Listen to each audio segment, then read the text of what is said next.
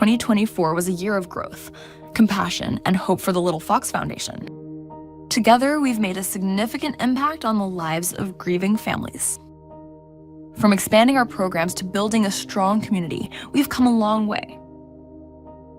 Join us as we reflect on the highlights of the past year and look forward to an even brighter future.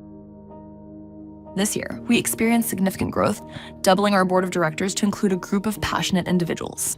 These new members bring a wealth of expertise and a shared commitment to supporting families who have experienced pregnancy or infant loss. With this expanded board, the Little Fox Foundation is poised to make an even greater impact on the lives of grieving families in 2025.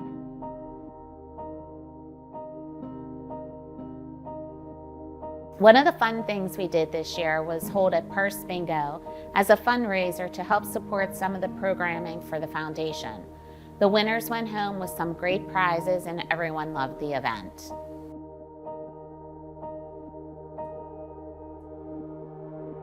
This year, the Little Fox Foundation was also awarded the GBU Life's Community Grant Award in the Wellness Pillar.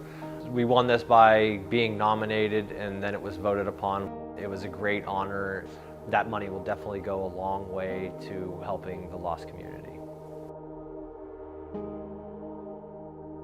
This year, we were fortunate to be chosen by NIA Pittsburgh as the nonprofit beneficiary for their annual night at the Fights. Toby's foundation was thankful for the opportunity to introduce our mission and talk about our long-term goals with the retreat center in Western Pennsylvania. Fundraising efforts from that evening allowed NIAP to donate close to $6,000 toward our programming efforts for 2025.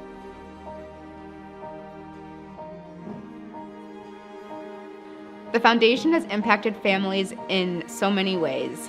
This year, we hosted the Brave Hope Conference for the Pittsburgh area, where mothers came together for the day to listen to speakers, participate in group activities, and honor their loved ones.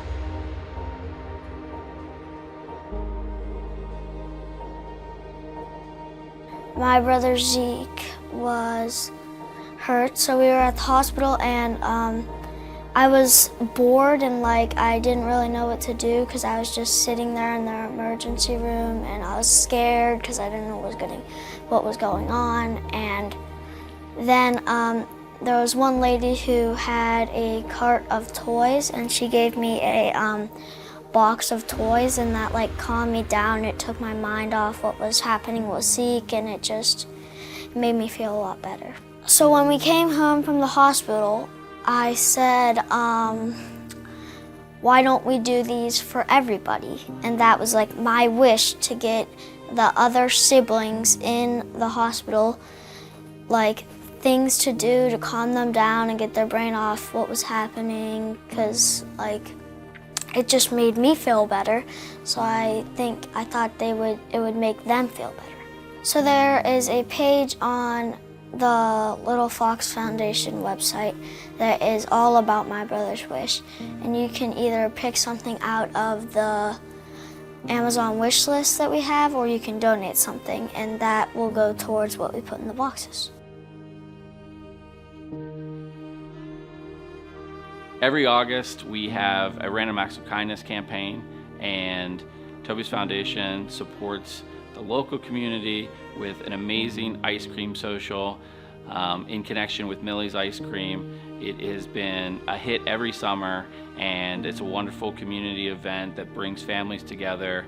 And one of the best parts about it is finding random strangers to arrive and receive some free ice cream and learn about Toby's story.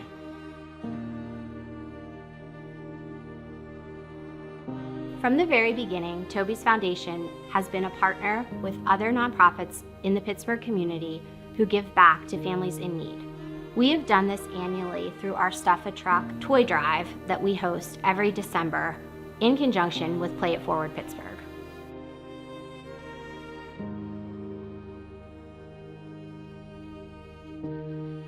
In October, we also participated in Emma's Footprints annual walk.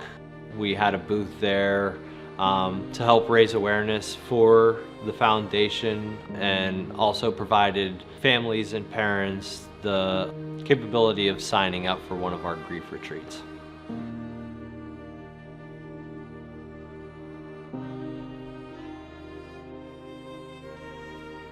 So the Willow's Wish program is a program that we started in collaboration with a friend and colleague, Beth, whose daughter Willow died 10 years ago.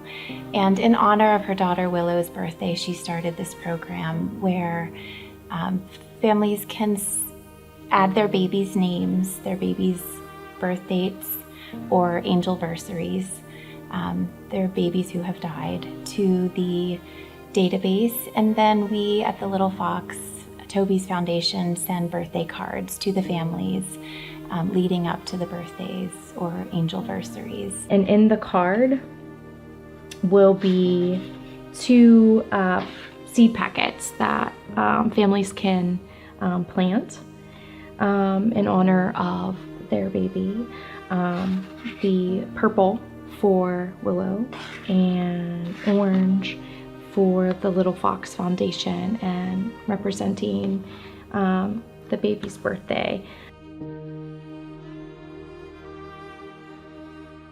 So the Wave of Light is on October 15th, and you're supposed to light a candle in honor of a child that has passed. So this year we had friends, families, parents submit a child's name, and we wrote all of those children's name down, and there was over 276, I believe, children that were submitted. And it's just a good way to honor those kids and participate in that very, very special moment.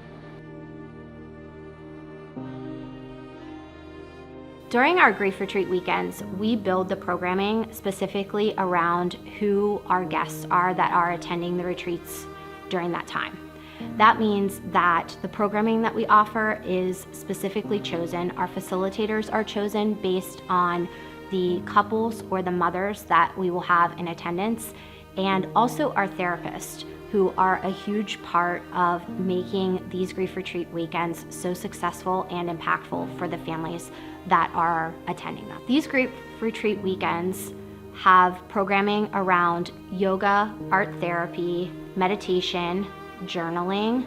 There's a lot that has to do with the space that we're in, which is why some place and a facility within nature is really important for us, because we want the families to have a space to be disconnected from what's going on in their everyday lives and really focus on what they have happening within their grief journey, and also to remember their children in the process. I think the impact that we've had has been profound.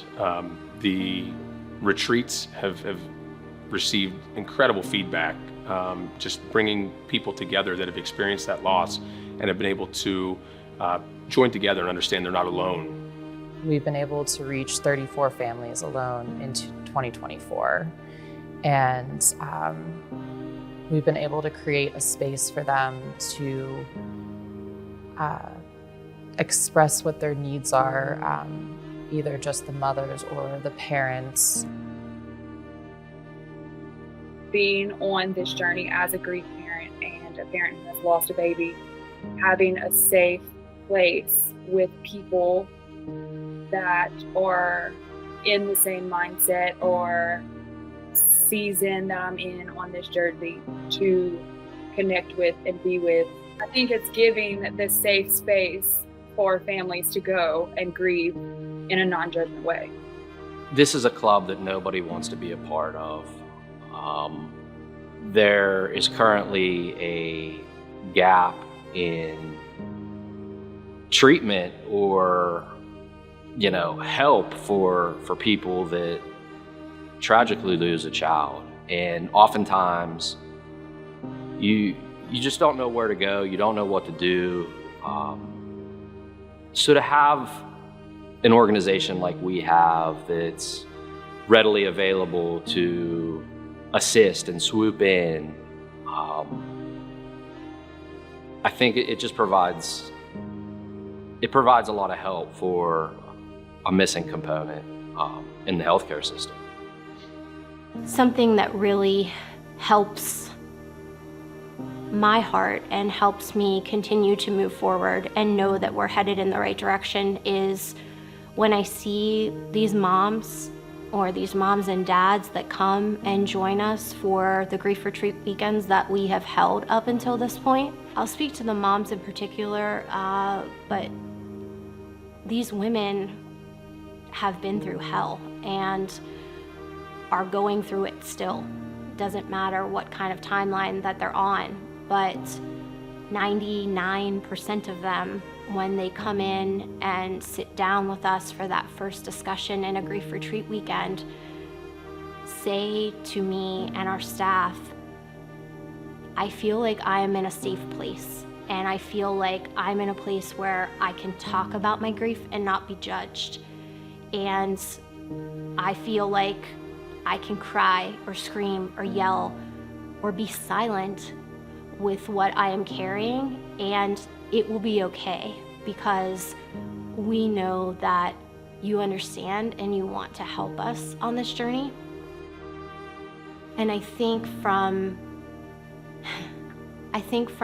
the dad's perspective, it has been an amazing opportunity to be able to watch these dads who are very cautious coming into these weekends, because talking about your feelings and where you are and where you're going, you know, is very hard for them in these instances, because they want to be the people that are carrying their families, and they don't allow themselves the space to grieve the way that they need to. And so to watch these fathers come in and sort of be